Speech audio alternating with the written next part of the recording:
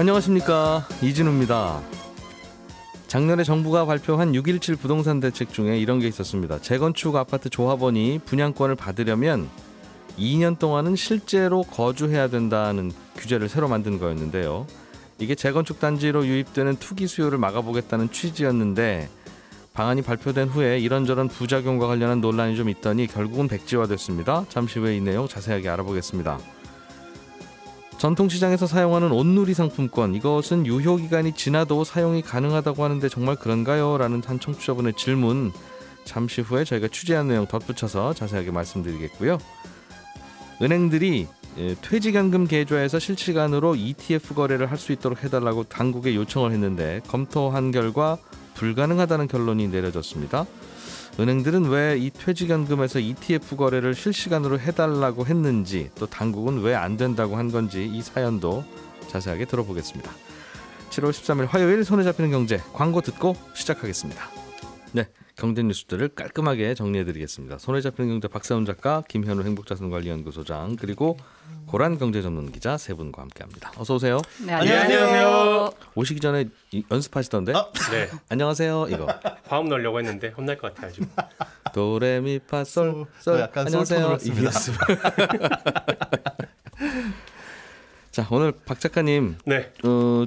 간밤에 2022년 내년에 적용되는 최저임금이 결정됐어요. 네, 그렇습니다. 올해보다 5.1% 440원 오른 9,160원이네요. 네, 그렇습니다. 우리나라의 최저임금은 최저임금위원회라는 곳에서 노동자 측 대표 9명, 회사 측 대표 9명, 그리고 정부 측 대표 9명 이렇게 모여서 표결로 결정을 하는데 각각 9명씩 27명. 그렇습니다. 예. 매년 노동자 측은 올해보다 많이 올리자고 하고 회사 측은 안 된다, 동결하자라고 주장을 하다가 예. 어떤 해에는 노동자 측이 기권하고 어떤 해에는 회사 측이 기권을 해서 결국은 정부 측 대표들이 제안한 안으로 결정이 되는데 올해는 회사 측 전원이 기권을 했고 노동자 측에서는 4명이 기권을 했습니다.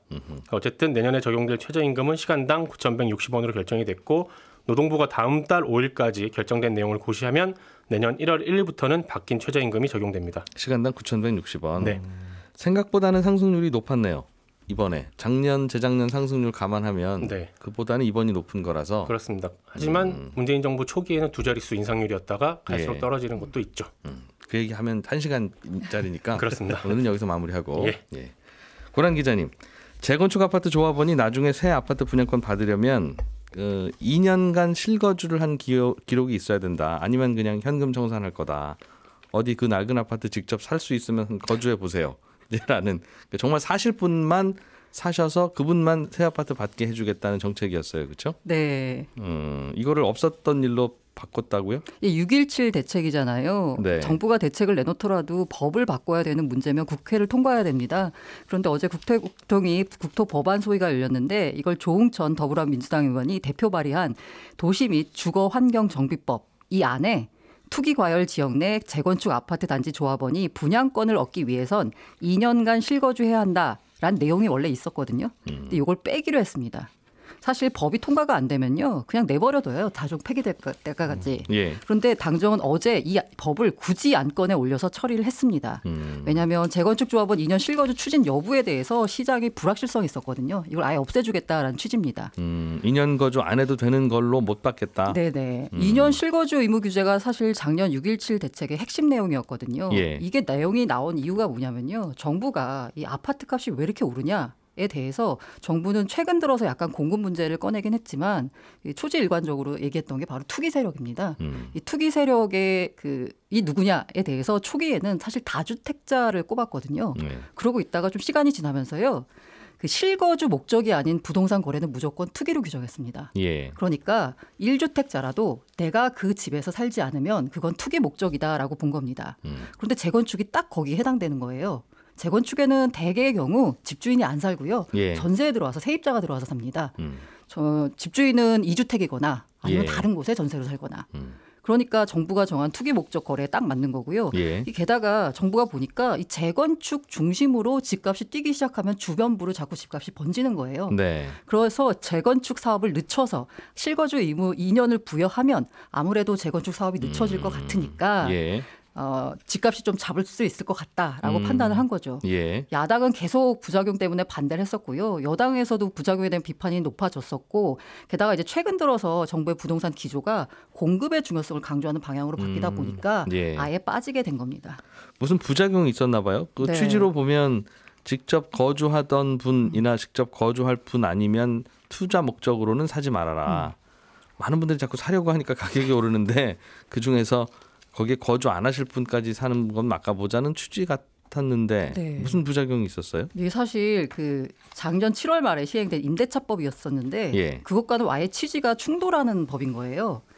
그 계약갱신 청구권 행사가 가능해져서 최대 4년까지 세입자가 살 수 있잖아요. 예. 딱 한 군데 안 되는 경우가 있습니다. 집주인이 직접 들어오겠다고 하면 나가줘야죠. 맞아요. 근데 예. 재건축 2년 이게 실거주 의무는 부여는 뭐냐면 세입자 보고 나가라는 뜻이에요. 집주인이 들어오니까. 그러니까 집주인들이 어쩔 수 없이 네, 들어와서 맞습니다. 살도록 규제를 만들었으니 네. 집주인이 들어오는 거 말고는 세입자가 오래오래 살 수 있도록 한 그런 취지와 양쪽 이 두 개가 충돌한다 이거죠. 네. 실제로 그리고 여기가 사실 재건축 단지 같은 경우에는 연식이 한 30년에서 40년 정도 노후도가 심하거든요. 그러나 위치는 아주 좋죠. 그러다 보니까 예. 주변 전세 시세 대비해서 50%까지 저렴한 경우가 많습니다. 근데 그분들 다 이제 나가야 되는 상황이 네, 벌어졌다. 그분들 나가면 갈 데가 없어요. 이렇게 너무 부작용이 많다 보니까 이 가뜩이나 전세 물건도 부족한데 이런 일까지 겹치다 보니까 부작용이 예. 심했던 거고요. 사실 그러면 정부가 원래 이 법안을 도입한 목적이 바로 투기 세력 진입 차단이었잖아요. 그래서 투기 세력이 더 많이 들어오면 어떡할 거냐에 대해서는 이 토지거래 허가구역으로 이미 묶었기 때문에 괜찮다라는 거고요. 강남권 일부 재건축 아파트들은 이미 그러니. 네, 맞습니다. 게다가 이제 최근에 이제 재개발 사업에서 조합원 지위 양도 제한 시점을 이제 당긴다라고 했잖아요. 예. 이것도 투기를 억제할 수 있으니까 2년 실거주 뺀다라고 해서 뭐 걱정할 건 아니다라고 네, 판단했습니다. 이것도 얘기하자면 좀 길어지니까 여기까지만 하고요. 실거주 의무를 부여했는데 그 이후에도 재건축 아파트 가격이 잦아들지 않은 네. 그것도 이거 왜 이렇지 이런 고민을 하게 만든 계기였나 봐요. 그러니까 정부 입장에서는 예. 2년 동안 살아야 되면 아무래도 재건축 자체가 좀 늦춰질 거라고 판단했어요. 그런데 오히려 이게 재건축 조합의 결속력을 높였습니다. 야, 이거 도입되기 전에 빨리 하자라는 게 되는 거죠. 그러니까 언제까지 조합 설립 못한 데는 다 그렇게 해. 그랬더니 이때까지 빨리 조합 설립하자. 네, 맞습니다. 그렇게 된 거죠. 법 개정 전까지 조합 설립을 완료하면 실거주 의무 규제에서 벗어날 수 있다라고 하니까요. 예. 법 통과되기 전에 빨리 해야지라고 하면서 지지부진하던 압구정동까지 다 조합 설립 인가를 받을 정도로 조합 설립 추진이 빨라졌습니다. 그러다 보니 진도 많이 나가네라는 생각으로 사들이기 시작했다. 네. 알겠습니다. 말씀하신 대로 실제로 재건축 아파트들 실거주 의무 생긴 다음부터는 집주인들이 들어온다고 하고 그냥 들어온 척만 하고 거기 안 거주하시는 분들이 많았대요. 네. 왜냐하면 어차피 전세금이 높지 않은 맞아요. 낡은 아파트니까 네. 전세 안 비쌌을 거 아니겠어요. 그러니까 어떻게 돈 마련해서 그냥 그걸로 세입자 내보내고 주민등록만 옮겨놓고 본인은 또 다른 데서 불편하니까 다른 곳에 사는 이거 뭐 하는 짓이냐 이게 서로 이제 이런 얘기가 좀 있었던 것 같아요. 전세 시장 안정화에는 좀 도움이 될 걸로 기대하는 거죠. 이렇게 법을 좀 바꾸면. 근데 전문가들은 야 이미 예. 이거 조항 사라졌다고 해서 안정화하기엔 역부족이다. 이미 입주를 마쳤어요. 집주인들 같은 경우에는. 이미 정리될 다 사람들은 다 내보내고? 정리가 됐다는 거죠. 예. 그러다 보니까 오히려 일단 발표되는 있던 규제를 없앴다라는 신호만 줘서요. 시장에 잘못된 사인을 줄 수도 있다라는 겁니다. 게다가 이제 음마 아파트 같은 재건축 조합 설립 인가를 받지 못한 곳이 오히려 풍선 효과를 이제 볼 수도 있다라는 거고요. 예. 이게 정책 신뢰도의 손상인 거잖아요. 그러다 보니까 이제 시장에서는 야 정부만 믿고 해서 뭐 잘 되는 게 없다라는 인식만 심어주니까 사실 좋진 않은 일이죠. 네. 자, 다음 아이템으로 저희 홈페이지에 요즘 질문들이 많이 들어오고 있습니다. 엄청 들어옵니다. 예. 얼마 전에 저희가 요즘 아이템이 없어서 고민이에요라고 몇 번 지나가는 말로 말씀을 드렸더니 네. 그렇다면 내가 질문을 보내주리라 하시는 분들이 좀 계시는 모양이에요. 네. 한 청취자분께서 온누리 상품권도 상품권 유효 기간이 있던데 네. 이거 깜빡 잊고 지나갔어도 써도 된다는 분도 있고 이건 안 된다. 네. 안 되는 거니까 나 달라. 네. 분들도 있고 그렇다. 네. 정답이 뭐냐 이런 질문을 보내오셨네요. 그렇습니다. 예. 제가 요즘 다양한 정부 부처 사무관들하고 통화를 하고 있는데 예. 어제는 중소벤처기업부 사무관과 통화를 했습니다. 온누리 상품권이 그 중소벤처기업부 담당이에요. 담당입니다. 통화 결과 명확한 답을 드리면 참 좋은데 결론부터 말씀드리면 원칙적으로는 불가능하지만 현실적으로는 가능은 하다라는 게 답입니다. 아니, 뭔 답이 그러냐 싶으실 텐데 예. 설명드릴게요. 우리나라에서 발행되는 상품권의 유효기간은 대부분이 발행일로부터 5년입니다. 예. 온누리 상품권도 5년인데 물건을 사고 유효기간이 지난 상품권을 냈을 때 가게 주인이 가만히 있어보자. 어라 이거 유효기간 지났네. 안 받아요. 라고 해도 할 말이 없습니다. 유효기간이 지났으니까. 예. 그런데 현실적으로는 가능하다라고 말씀드린 게 뭐냐면 간혹 가다가 가게 주인들이 물건을 팔고 상품권을 받을 때 네. 유효기간을 일일이 다 확인을 못할 경우도 있지 않습니까? 있죠. 뒤에 작은 글씨로 되어 있습니다. 그렇습니다. 그러면 예. 가게 주인 입장에서 억울할 거고 그래서 유효기간이 지난 상품권도 가게 주인이 은행에 가지고 가면 현금으로 교환을 해줍니다.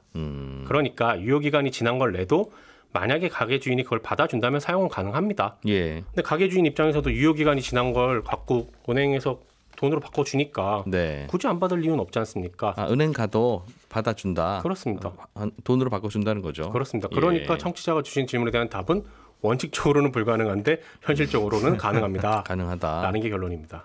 백화점 상품권도 그렇죠. 네. 그것도 5년인가가 그 발행 유효 기간이긴 한데 네. 백화점이 뭐 그거 가지고 손님이랑 다투지 말자 해서 그냥 네. 받아주는 모양이에요. 그렇습니다.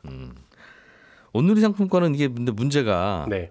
이른바 이걸 표현을 어떤 게 표준어인지 모르겠습니다만 주로 깡이라고 깡이라고 하죠. 네. 할인. 그러니까 그냥 그걸 하시는 분이 많다. 실제로 전통시장에서 이용하는 게 아니라 예. 온누리 상품권을 어딘가에서 할인해서 사서 네. 그걸 은행 가서 제값으로 받고 바꾸면 네. 그 할인 폭만큼 내가 이제 현금이 생기는 거니까 네. 그 일을 업으로 하는 분들도 꽤 있어서 이게 부작용이다 이런 얘기 하더군요. 그렇습니다. 작년 같은 경우에는 한 지역에서 200억 원대의 부당이득을 챙겼다가 적발이 된 경우도 있었죠. 어떻게 구조가 되어 있길래 이게 가능한 거예요? 예를 들면 은행 가서 50만 원어치 상품권을 산다고 쳐보죠. 예. 5% 할인을 해주고 있거든요. 네. 그럼 45만 원에 사겠죠. 그걸 시장에서 장사하는 친구에게 주면 그 친구는 은행에 가서 50만 원으로 바꿀 수 있습니다. 그럼 중간에서 5만 원이 생기죠. 원래 살 때 5%를 할인해서 줘요. 그렇습니다. 5% 할인해 줍니다. 살 때부터. 살 때부터 네, 그러니까 만 원을 산다 치면 9,500원에 살 수 있는. 소비자는 5% 할인해서 사서 네, 시장에서 쓰면 그 시장 가게 주인은 은행 가면 제값을 다 준다는 거죠. 그렇습니다. 5% 할인이 아니라. 그렇죠. 이게 또 추석이나 이럴 때는 할인율도 더 높아지고 10%까지 올라가죠. 예. 모바일 상품권은 지금 10% 할인하고 예. 있습니다. 상시. 그렇게. 네. 그럼 그 5%와 10%는 누가 손해를 보는 거냐? 네. 정부에서 손해 보는 구조입니다. 근데 정부가 전통시장 살리려고 예산도 쓰고 자금 지원도 하고 그러니까 예. 이걸 손해라고 표현하는 게 맞는지는 모르겠습니다만 어쨌든 정부 주머니에서 나가는 구조입니다. 만 원짜리 상품권을 만 원에 사면 소비자들이 잘 안 사니까 네. 만 원짜리지만 9,500원에 드리겠습니다 네. 한다는 거죠. 그렇습니다. 그 나머지 500원을 정부가 국비로 채우는 겁니다. 예. 그리고 온누리 상품권을 정부 대신 팔아주고 회수해주는 업무를 해주는 곳들이 있지 않습니까? 여기 해주는 수수료 그리고 뭐 인건비, 운영비 네. 이런 명목으로 나가는 게 대략 한 3.8% 정도 돼요. 그러니까 만 원에 380원 정도 추가로 나가니까 만 원 한 장 사면 정부 주머니에서 나가는 비용은 모두 합쳐서 880원입니다. 할인도 해주고 네. 이런저런 운영비도 생기니까 네. 필요하니까. 그 5%만큼 할인을 해주는 그 구조 때문에 지금 이런 깡들이 계속 생기고 있는 거고. 예. 그래서 어제 이 깡에 대한 대책을 좀 어떻게 세우고 있는지 통화를 해봤는데 사실상 답이 없죠. 그러니까 시장 사실상 답이 상인들이 없습니다. 받아온 만 원짜리 상품권을 네. 보통은 9,500원만 내주는 게 맞죠. 보통 네. 상품권, 도서 보통은 상품권이나 그렇게 이런 하죠. 경우도 네. 그런 경우도 만 원짜리 도서 상품권을 서점 주인이 갖고 가서 돈으로 바꾸려고 하면 9,500원만 주니까. 네. 이럴 거면 그냥 만 원 현금 받을 걸 그랬어라는 네. 생각이 들지만 뭐 상품권 갖고 오신 분이니까 현금 내라고 하면 또 불쾌하시겠죠. 그래서 지금 일단 1인당 50만 원까지만 살 수 있게 막아두긴 하는데 예. 그리고 최대 2천만 원까지 벌금을 매기고 있습니다만 1인당 구입한도 막아봐야 다른 사람 통해서 이렇게 사면은 그만이고. 모바일 상품권이 대책인 것 같기는 한데 예. 이게 지류 상품권과 모바일 상품권의 사용처가 또 달라요. 모바일 상품권은 왜 대책이에요? 한 휴대폰당 어느 정도까지만 할 수 어쨌든 있으니까. 예, 누군가 샀는지가 더 투명하게 추적이 되니까 예. 조금이라도 대책이 될 수가 있을 것 같긴 한데 문제는 가맹점 자체가 두 개가 달라가지고 또 사용하는데 불편함이 아직까지는 있습니다. 예. 지금은 이거 은행 가서 돈으로 바꾸는 건 가게 주인만 가능한 거죠. 네. 그냥 일반 손님이 어디서 생긴 거 그냥 갖고 가서는 안 된다. 그렇습니다. 야, 이거 제대로 하면 되는데 이게 전통시장도 지원해주고 싶고 네. 그렇다고 상인들이 받아온 상품권 그냥 제값도 다 드리고 싶고 네. 그러다 보니까 중간에 중간에 차액을 그런 문제가 가져가는 생기고. 분들도 생기고 그렇습니다. 그렇습니다. 가끔 가다 보면 온누리 상품권 받지 않을 것 같은 가게에서도 받는 경우들이 있어요. 네. 전통시장 아닌데 네. 그냥 손님들이 갖고 오시는 건 받겠습니다 네. 하는 경우 예. 그것도 다 받으면 되는 겁니까? 아니면 무슨 조건이 필요해요? 필요합니다. 예를 들어서 제가 송경재 작가 못 해먹겠다. 가게를 하나 차려서 오늘의 상품권 받겠다고 하면 알아볼 게 참 많은데 상품권이라는 건 기본적으로 손님한테 그걸 받으면 어디로 갖고 가서 현금으로 바꿔야 그걸로 가게세도 내고 직원 월급도 주고 할 거 아니겠습니까? 그렇죠. 그래서 상품권을 현금으로 바꾸려면 그 상품권을 관리하는 본사에 가맹점 등록이 되어 있어야 합니다. 예. 돈우리 상품권 아까 말씀드렸듯이 중소벤처기업부가 일종의 본사라고 생각하면 되는데 정부에서 운영하는 거라서 조건이 꽤 까다롭습니다. 이 온누리 상품권이 전통시장을 살리겠다는 거라서 지리적으로 그리고 어떤 걸 판매하느냐에 따라서 제약이 있습니다. 근데 여기서 다 말씀드리기 너무 세세하고 복잡한데 대표적인 예를 들어드리면 예. 일단 전통시장 안에 혹은 전통시장과 꽤 가까운 곳에 가게가 있어야 하고 그리고 마트나 미용실 같은 업종은 가능한데 당구장은 안 됩니다. 당구장만 안 되는 게 아니라 어떤 구별이 있다는 구별이 거죠? 있습니다. 도소매업 혹은 뭐 이런 쪽으로 업종 구분이 완전히 돼 있어요. 그럼 시장하고 아주 먼 곳에서 나는 서점을 하는데 네, 온누리 상품권 갖고 오는 분들이 가끔 있어서 난 받고 싶다 네, 하면 안 됩니다. 안 된다는 가맹점 거죠? 등록 안 돼 있으면 받으면 안 됩니다. 그럼 그거 받았다가도 돈으로 바꿀 방법은 없다는 없습니다. 거죠? 서점 주인이 그냥 갖고 있다가 본인이 장 보실 때 써야 되는 거죠? 네. 혹시 방송 듣고 계신 분들 중에 관심 있으신 분들은 네. 요거 지역의 시청 혹은 군청에 예. 지역경제과라는 이름으로 있을 겁니다. 거기 전화해 보시면 가장 정확하게 알 수 있습니다. 네, 혹시나 그리고 사용하고 싶으신 분들 있으면 아까 예. 지류하고 모바일은 가맹점에 달라서 사용처가 다르다고 말씀드렸잖아요. 요번에 추석 즈음 해가지고 또 판매를 할 텐데 구매하시기 전에 제로페이 앱 같은 거 까시면 어디가 지류 가입자고 가입 가맹점이고 어디가 모바일 가맹점인지 쫙 나와 있습니다. 그러니까 구매하시기 전에 확인하시고 용도가 네. 이거 쓸 수 있는 가게가 어딘지 그렇습니다. 아, 그것도 다르군요. 아 그렇겠네요. 네, 그 모바일 상품권 인식이 되는 단말기가 또 있어야 되니까. 그렇습니다. 두 개 다 해놓은 곳이 사실 드물거든요. 네, 알겠습니다. 은행들이 퇴직연금 계좌에서 ETF를 실시간 거래를 할 수 있도록 해달라. 네, 무슨 뜻인지 모르겠습니다만 아무튼 당국한테 그렇게 요구했고 네. 당국은 안 됩니다. 이제 그랬다는 건데 그렇습니다. 무슨 사연이에요? 지난 4월에 이 내용을 소개를 시켜드렸는데요. 우리 퇴직금을 은행이나 증권사에서 불리는 퇴직연금이라는 제도 있고 예. 사람들 돈 모으는데 비과세 혜택 주는 ISA 제도 그리고 연금 모으는 연금저축 이런 여러 가지 계좌 세금을 깎아주는 제도 계좌들이 있는데 이 안에서 ETF를 실시간으로 거래할 수 있도록 해달라. 이게 법규에 혹시 어긋나느냐라고 KB은행과 신한은행이 금융당국에 문의를 했습니다. 사전 심사. 내 퇴직연금은 A은행에 들어가 있는데 예. 내 퇴직금이 쌓이고 있는데 예, 그거를 내가 굴려야 마주 늘어날 테니까 그렇죠. 그 굴리는 과정에서 ETF를 사도 되느냐? 네, ETF를 직접 개인이 거래할 수 있도록 은행이 하는 게 괜찮느냐, 법규상 위반 사항은 없느냐. 지금 증권사는 가능하거든요. ETF를 사는 게 예, 증권사에서는 연금 계좌나 뭐 퇴직연금 계좌나 이런 곳에서 개인이 ETF를 실시간 거래하는 게 가능합니다. 그럼 내 퇴직연금을 ETF로 굴리고 싶다라면 은행에다 퇴직연금 가입하면 안 되고 네, 현재는 증권사에서 퇴직연금을 가입하고 있어야 되는군요. 그렇습니다. 그거를 이제 은행이 이런 서비스를 제공하는 게 문제가 없느냐라고 질의를 한 건데 금융당국에서는 안 된다. 안 된다. 예. 이게 4월에 이 소식 전해드리면서 법적으로 좀 모호한 부분이 있다고 말씀을 드렸었는데요. 그게 이제 금융위는 그때 당시에만 하더라도 굉장히 신중한 입장을 보이고 있었거든요. 그러니까 현재 은행 라이선스가 법적으로는 펀드에 대한 투자 중개업까지는 괜찮습니다. 예. 즉 펀드 판매는 괜찮아요. 우리가 은행 가서도 펀드 가입을 하잖아요.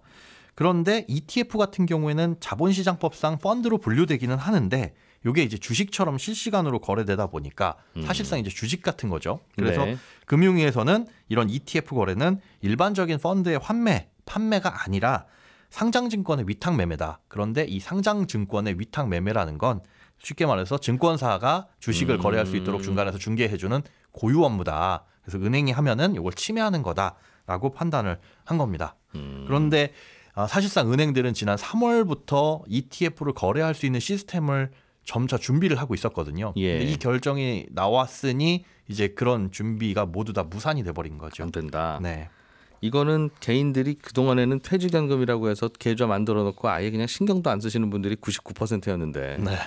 요즘은 손에 잡히는 경제에서 김현우 소장님이 제발 좀 그러지 마시라고 그거 좀 열심히 잘 굴리자고 우리 돈도 별로 없지 않냐고 그거라도 굴려야 된다고 자꾸 하시는 바람에 많은 분들이 들어서 저 때문인 것 같아요. 이거를 이거 그럼 요즘 주가가 오르니까 ETF 같은 걸로 넣어보자. 네. 개발 주식은 못하기들 하시니 네네. 그런 분들이 많아지니까 이제 은행에서도 야 이거 ETF를 자꾸 하시려고 하면 증권사로 계좌 캐가실 텐데 그렇습니다. 은행에서도 할 수 있게 해달라라고 민원 넣었다가 이번에 안 된 거죠. 맞습니다. 사실상 그 지금 말씀하신 것처럼 은행에 있던 퇴직연금 자금이나 연금저축 계좌 자금들이 굉장히 많이 유출이 되고 있어요.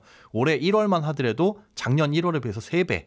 그러니까 1년 동안 있을 유출액의 한 4분의 1 정도가 일어났거든요. 예. 그러다 보니까 은행 입장에서 이제 점차 심각한 거죠. 발등에 불이 떨어졌으니 이 유출되는 고객도 좀 잡아야 되고 새로 유입되는 고객도 좀 끌어들이기 위해서는 네. 증권사와 거의 같은 상품 라인업의 경쟁력을 갖춰야 되는데 네. 그러기가 쉽지 않으니까 이 부분에 대해서 좀 준비를 하고 당국에 요청을 했는데 당국에선 안 된다. 안 된다. 그러면 지금 이 소식을 들은 분들은 내 퇴직연금 계좌 은행에 있는 것 같은데 네. 안 그래도 ETF를 그걸 좀 사보려고 했는데 안 된다 하니 네네. 나는 그럼 증권사로 옮길랜다 하는 게 가능한가요? 사실 퇴직연금 계좌 중에 DC형 계좌를 개인이 마음대로 옮길 수는 없습니다. 예. 예, 해당 회사에서 은행도 가입을 해놓고 증권사도 가입을 해놓고 직원들한테 선택하세요라고 했을 때는 움직이는 게 가능하고요. 네. 지금 현재 이동이 가능한 계좌는 개별적으로 가입한 개인 연금 저축이라든지 아니면 IRP 계좌 혹은 ISA 계좌 이런 것들만 금융기관 간에 이동이 가능합니다. 내가 나를 위해서 별도로 쌓고 있는 셀프 퇴직금 네, 그렇습니다. 그것만 가능하고 개인들이 가입한 것만 이동이 가능해서 뭐 DC형 계좌도 사실은 거기서 뭐 ETF를 거래를 할 수 있는 시스템이 있기는 한데 예. 이거는 이제 마음대로 개인의 마음대로 옮길 수는 없습니다. 회사가 알아서 굴려주는 DB형이야 난 신경 안 써도 되고 그렇죠. 내가 내 맘대로 굴리겠습니다 한 DC형도 회사에서 이거 중에 하세요라고 지정해 놓은 금융회사에 증권사가 없으면 네, 거기에 안 된다. 없으면은 고를 수는 그 없습니다. 사장님한테 얘기해야 된다 이거죠. 네네. 그렇군요. 알겠습니다. 되게 유용한 정보였어요. 추가적으로 만약에 이제 옮기시고 싶으신 분이 계시다라고 한다면은 요즘에는 이 IRP 계좌라든가 아니면 연금저축 계좌 같은 경우에 네. 예, 인터넷으로 모바일을 통해서 계좌를 개설하고 계좌 이청 전화만 하시면은 거의 한 2, 3일 내에 움직입니다. 그런 것들은 어렵지가 않은데 ISA 계좌는 다만 시간이 조금 오래 걸린다는 것 알아두시면 될 것 같습니다. 예, 오늘 손경제 플러스 11시 5분부터 시작하는 손에 잡히는 경제 플러스에서는 3기 신도시 사전 청약에 대해서 자세하게 알아보겠습니다. 청취자 1999번께서 온누리 상품권 5% 할인해 주는 거면 50만 원이면 2만 5천 원이 할인인데 왜 5만 원 할인이라고 합니까? 그랬네요. 박상훈 작가님 반성하시겠습니다. 제가 못하는 게 많은데 한숨 제 못합니다. 예, 고맙습니다.